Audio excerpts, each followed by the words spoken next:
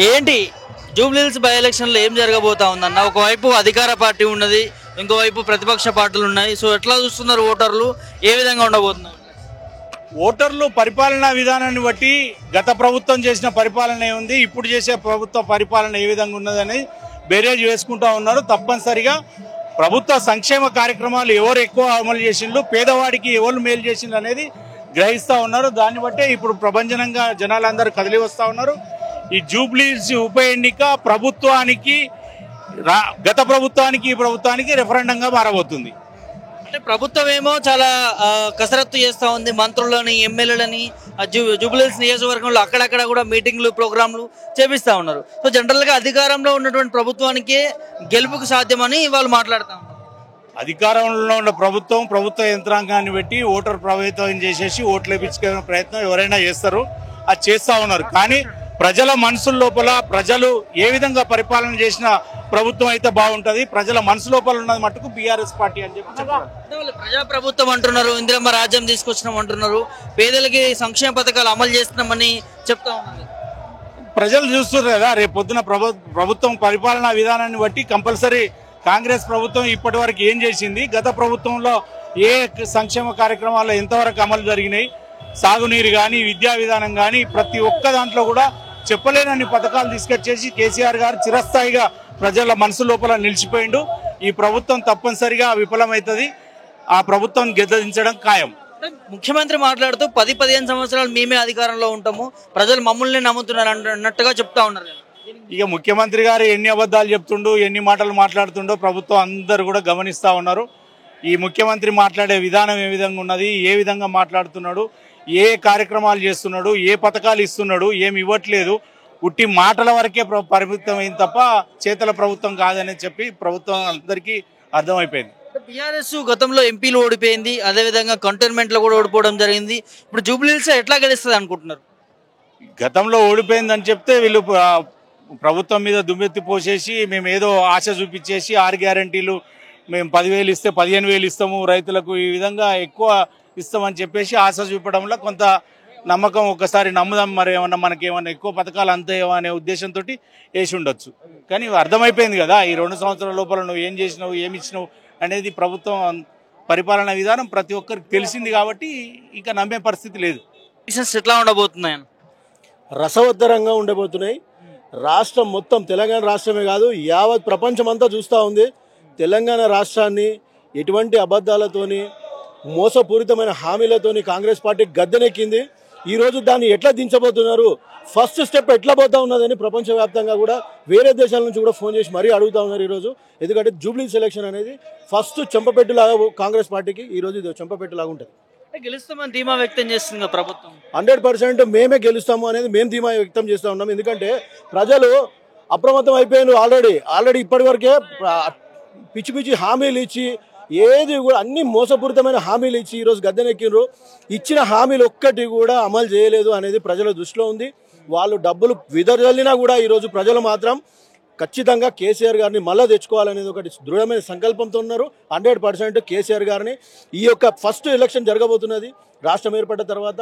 ఇప్పుడు మన కాంగ్రెస్ పార్టీ ఏర్పడ్డ తర్వాత 2 సంవత్సరాలలో ఈ యొక్క మళ్ళా ఫస్ట్ ఎలక్షన్ కాబట్టి ఇది ఖచ్చితంగా ఇదొకటి పార్టీని గెలిపిస్తాం, ఇక్కడ జూబ్లీహిల్స్లో గెలిపిస్తాం. ఇది ఒక చెంపపెట్టులాగా కాంగ్రెస్ పార్టీకి చూపిస్తాం. జనాల నాడి ఎట్లా ఉందన్న మీరు అడుగుతున్నప్పుడు? జనాల నాడి మంచిగా ఉంది. ఖచ్చితంగా వాళ్ళు చెప్తా ఉన్నారు, మేము మోసపోయినాము, హైదరాబాద్లో పర్వాలేదు కానీ రాష్ట్రం అంతా కొన్ని ప్లేసెస్లో ఇట్లాంటి ఇచ్చినటువంటి హామీలు ఏవైతే ఉన్నాయో మీరు ఇచ్చేదానికి డబల్ పైసలు ఇస్తామనే దాని మీద మోసపోయినాము. ఈ రోజు వరకు రైతులకు కనీసము యూరియా లేదు, ఏది సప్లై లేదు. ఇన్ని ఇస్తామన్నటువంటి ఇక రైతు బంధువులు కూడా సరిగ్గా ఇయ్యలేని పరిస్థితిలో ఉన్నాయి కాంగ్రెస్ పార్టీ. ఇవన్నీ కూడా ప్రజల దృష్టిలో ఉన్నాయి. ఈరోజు హైడ్రా ఒక పేరుతోని పేదల ఇల్లు కూలుస్తూ ఉన్నారు. ఈ మన ప్రభుత్వంలో, గతంలో కేసీఆర్ గారి ప్రభుత్వంలో ఎప్పుడు ఇటు కన్స్ట్రక్షన్ ఉంటే ఇదంతా డిమాలిషన్ నడుస్తూ ఉంది. దీన్ని మాత్రం ప్రజల దృష్టిలో ఉంది. పేరుతో ఒక విషయం అన్న, ప్రభుత్వ ఆస్తులను చెరువులను కాపాడుతున్నాం అన్నట్టుగా ప్రభుత్వం చూపిస్తా ఉంది. ప్రభుత్వ ఆస్తులను కాపాడిన దానికంటే ఎక్కువ పేద ప్రజలను అడ్డీరుస్తున్నారు అనేది ఇంపార్టెంట్ అనే విషయం. కానీ గతంలో కూడా ఇటువంటి ఉండే, కాకపోతే ఏంటంటే గవర్నమెంట్ ఎటువంటి విధంగా పేద ప్రజలను కాపాడాలి, ఒక రెగ్యులరేషన్ స్కీమ్ అనేది ఉన్నది, గవర్నమెంట్ పెట్టింది. గతంలో 58-59 జీవోల కింద కూడా గవర్నమెంట్ స్కీమ్ పెట్టి వాళ్ళని రెగ్యులరేషన్ చేయడం జరిగింది. కాకపోతే వీళ్ళంతా వచ్చినప్పటి నుంచి డెమాలిషన్ పేరుతోని, ప్రభుత్వం జాగాల పేర్లతోని సర్వే నంబర్లు వేరే దాంట్లో ఉన్నాయి కూడా వచ్చి డెమాలిషన్ చేయడం జరిగింది.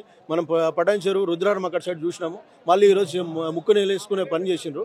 ఇటువంటి కాంగ్రెస్ పార్టీ తీసుకుంటున్నటువంటి నిర్ణయాలన్నీ కూడా ఇటువంటి నిర్ణయాలు. ఫైనల్ గా కంటోన్మెంట్ లో బీఆర్ఎస్ ఓడిపోయింది. సో ఇక్కడ గెలిస్తే ఎట్లా? కంటోన్మెంట్ పరిస్థితి వేరే అండి, ఇక్కడ మాత్రం చాలా డిఫరెంట్ గా ఉంది.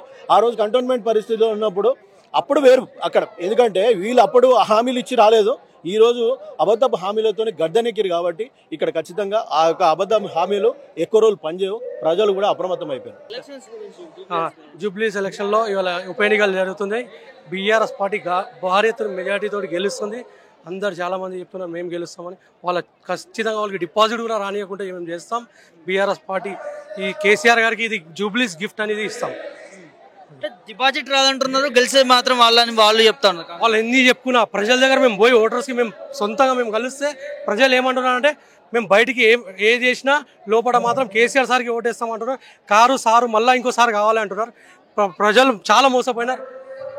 కాంగ్రెస్ ప్రభుత్వం ఎట్లా ఉంది, ఏమనుకుంటున్నారు? చాలా వాగ్వాదాలు చేసినారు. లేడీస్కి 2500 ఇస్తా అన్నారు.